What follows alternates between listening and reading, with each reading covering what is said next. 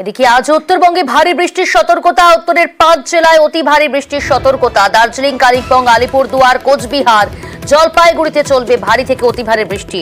হাওয়া অফিস কি জানাচ্ছে বিস্তারিত জানাবে আমাদের সঙ্গে টেলিফোন লাইনে রয়েছে প্রতিনিধি বিশ্বজিৎ। বিশ্বজিৎ, হাওয়া অফিস কি জানাচ্ছে? দেখো, আগামী শনিবার পর্যন্ত উত্তরবঙ্গে ভারী থেকে অতি ভারী বৃষ্টির সম্ভাবনা রয়েছে। তবে রবিবারেও ভারী বৃষ্টি চলবে। দার্জিলিং, কালিম্পং, আলিপুরদুয়ার, কোচবিহার এবং জলপাইগুড়ি, এই যে উপরের দিকের 5 জেলা, এখানে শনিবার পর্যন্ত ভারী থেকে অতি ভারী অর্থাৎ 200 মিলিমিটার পর্যন্ত বৃষ্টিপাতের সম্ভাবনা রয়েছে। পাশাপাশি নিচের দিকের জেলা অর্থাৎ মালদা এবং 2 দিনাজপুরেও আগামী 24 থেকে 48 ঘন্টায় ভারী বৃষ্টির সতর্কতা রয়েছে। এছাড়াও রবিবার পর্যন্ত যে ভারী বৃষ্টি চলবে, অর্থাৎ উত্তরবঙ্গে ভারী থেকে অতি ভারী বৃষ্টি চলবে।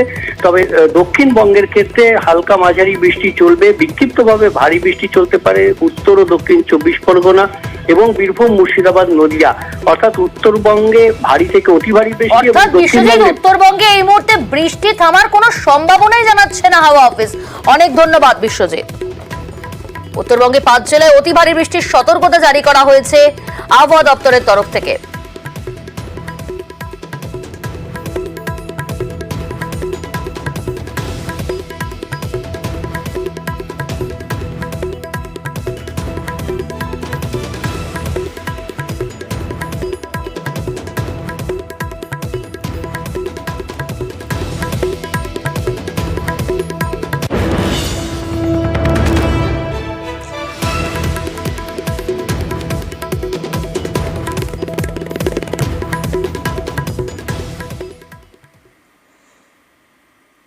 আর এবার একটু ওয়েদার আপডেট এবং উত্তরবঙ্গের দিকে নজর রাখি।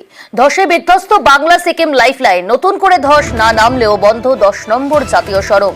ঝুঁকি এড়াতে আজও বিকল্প রুটেই যান চলাচল। জোর কদমে রাস্তা মেরামতি পূর্ত দফতরের। তিস্তার জলস্তর না বাড়ায় কিছুটা স্বস্তি। কালিম্পং, দার্জিলিং রুটে ধীর গতিতে যান চলাচল।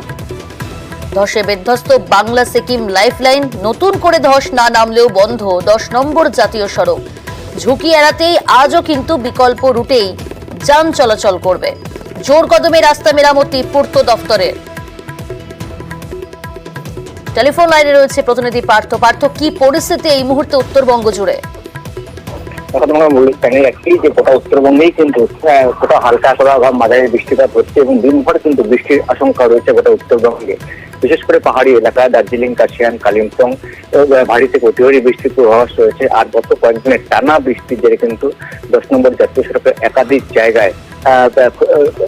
জায়গায় কিন্তু ক্ষতিগ্রস্ত হয়েছে। বিশেষ করে মেল্লি এবং তিস্তা বাজারের মাঝখানে রাস্তা একটা বড় অংশ কিন্তু তিস্তা গর্ভে চলে যাওয়ায় প্রশাসন কিন্তু ঝুঁকি নিতে নারাজ। তাই ঘুরপথে আজও ঘুরপথে শিলিগুড়ির সঙ্গে সিকিম এবং কালিম্পংয়ের সড়ক যোগাযোগ চলবে। ধন্যবাদ।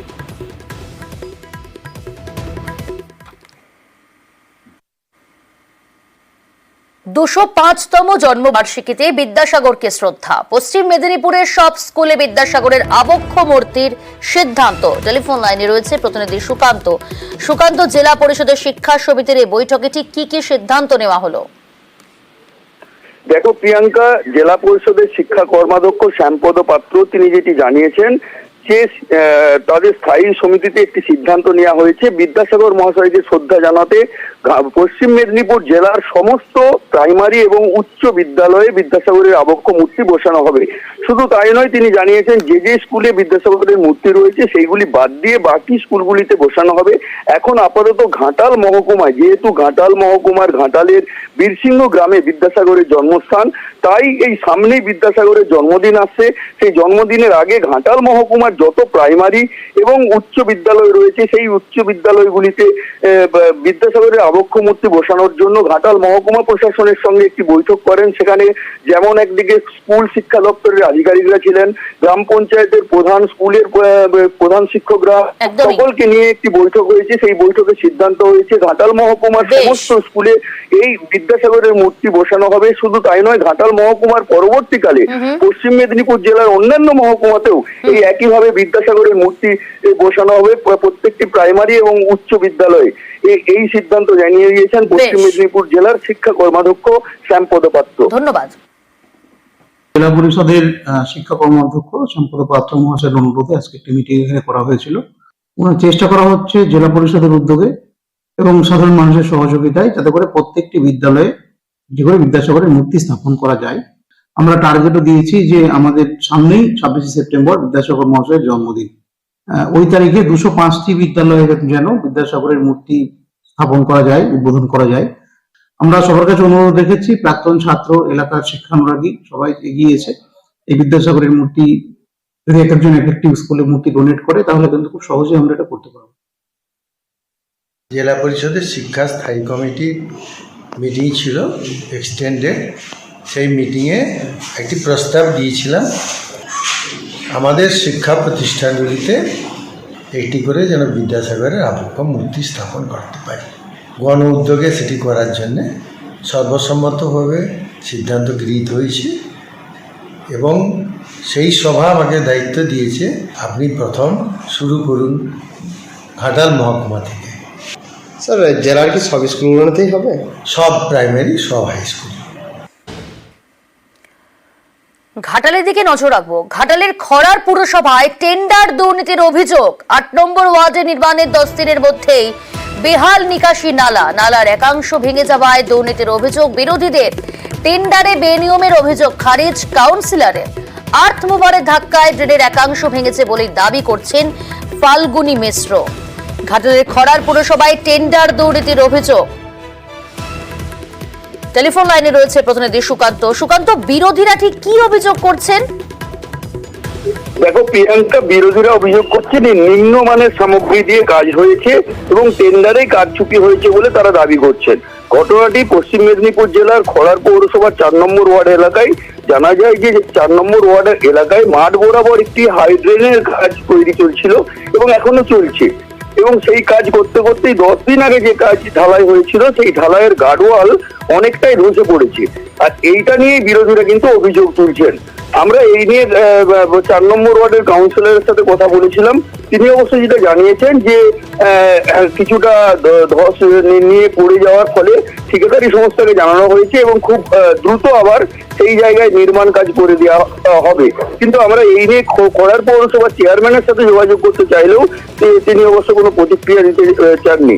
প্রিয়াঙ্কা, সঙ্গে থাকো। শাসক দলকেই কাঠগড়ায় তুলেছে বিরোধীরা। আমাদের বর্ষার আগে হাইড্রেন গুলো একবারে পরিষ্কার করে দেওয়া হবে। এখন হাইড্রেন গুলো কোনো পরিষ্কার হয়, যাকে খুশি দিয়েছে পৌরসভা ঢুকে দিচ্ছে। কখন খুলছে, কখন বন্ধ হচ্ছে, কোন স্টাফ কখন এসছে তার কোনো ঠিক ঠিকানা নেই। এই তো পৌরসভার ব্যাপার। মানুষ গেলে তার পরিষেবা পাচ্ছেন না, মানুষ খুবই বিরক্ত। যে কোনো টেন্ডার পাস হচ্ছে আমরা বিরোধী দল এসে জানতে পারছি না। এসব ইট বালি টঞ্চিপ দেওয়া হচ্ছে, আমার মনে হয় নিম্নমানের জিনিস দেওয়া হচ্ছে, যার জন্য আজকে ভেঙে পড়ে গেল। টাকা দুর্নীতি হয়েছে বলছে। হতেই পারে। সমস্ত অভিযোগ মিথ্যে বলছেন স্থানীয় তৃণমূল নেতা। মিথ্যে কথা। সমস্ত দরপত্র করে টেন্ডার করেই কাজ শুরু হয়েছে। যেই ঠিকাদার সংস্থা কাজ করছিল তার মালিককে আমি ফোন করি, উনি যথারীতি জানান যে ড্রেনের পাশে যে মাটি জমেছিল সেই মাটি চারাতে গিয়ে ড্রাইভারের অপারেটরের বলে জেসিবির যে সুর আছে সেই সুরটা লেগে গিয়ে টানা হয়ে গেছে। তার ফলে এই ঘটনা ঘটেছে। ঠিকাদার সংস্থাকে বলি ওটাকে পুনর্নির্মাণ করে দিতে হবে, কারণ সরকারের টাকা কোনোভাবে অপচয় করা যাবে না।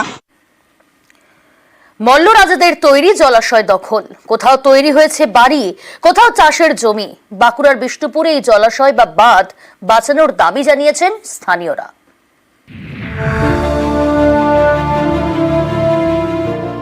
বাঁকুড়ার বিষ্ণুপুর একসময় এখানে মল্ল বংশের রাজারা ছিলেন। তখন এই এলাকায় জলের সমস্যা ছিল, আর সমস্যা মেটাতে তারা তৈরি করেন 7টা জলাশয়। এই জলাশয়গুলিকে বলা হয় বাঁধ, যেমন লাল বাঁধ, শ্যাম বাঁধ, কৃষ্ণ বাঁধ। এই 7টা বাঁধের বেশিরভাগই আজ অস্তিত্ব সংকটে। এই বাঁধগুলো মূলত পানীয় জল এবং সেচ এবং পরীক্ষাগুলো সুরক্ষার কাজে ব্যবহৃত হতো। বাঁধগুলো যদি সেই সংস্কার যদি এখন আবার নতুন করে করা সম্ভব হয় তাহলে কিন্তু এই বাঁধগুলো আর জবরদখল বা বুঝে যাওয়া যেটা বা আয়তনে কমে যাওয়াটা কিন্তু আর হবে না।